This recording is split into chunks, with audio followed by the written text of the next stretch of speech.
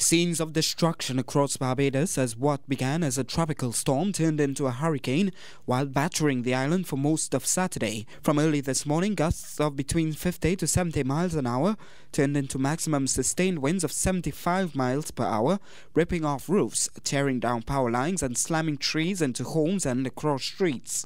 10 minutes to 8 o'clock this morning, I hear a crack from the front and the roof just lift. Yeah. And then a couple of minutes after, I hear psh, and it went right over in the yard, which when all the children started crying. I saw the roof over there, it blow off. Then I see another one blow off. And I said, no, boy, I gotta go and get my neighbor. So he come in and bang on their house and ask them to come with me so he can rescue them. I was in the house this morning and I hear like a collapsing, like, what I think, I tell my son, the roof like it coming off, baby, and the roof like it coming off. I said, Mommy, the roof ain't coming. I said, yes, baby, and the roof coming off. And just so the roof just blow off. As telephone and electricity lines came down, the communications manager at the Barbados Light and Power Company explained the effect.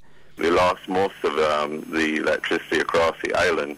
Right now we have small areas that are actually on, but a lot of the feeders have tripped.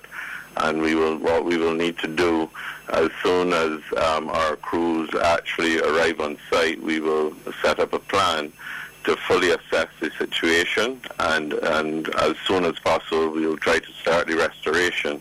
Later, the managing director of the Barbados Light and Power Company would confirm that almost all of the country was without electricity. We were able to keep some of our generation plant running because we had enough load that is fed by underground circuits and some of the overhead circuits that were not affected. So we were able to keep those customers in supply, including some of the critical loads like the hospital.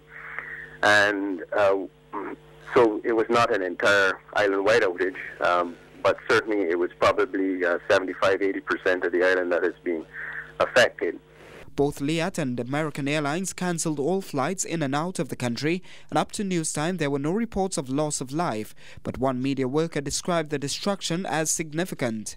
I've never seen the western coast of Barbados so devastated. It's amazing the size of the trees that were down by the passage of Tomas, really something else.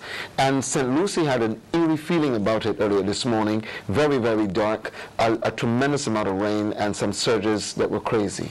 He described seeing whirlwind circulations as the storm passed over various parts of the island.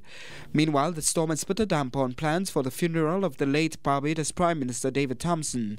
This is a totally unexpected set of circumstances. We know that we anticipated some bad weather, at least certainly heavy rains, etc. But we will have to do an assessment of all that has been done so far and determining how we proceed from here. The Royal Barbados Police Force has issued a call for all vacationing officers to return to service, saying at this time it needs all hands on deck. For CNC3, I'm Samson Anton.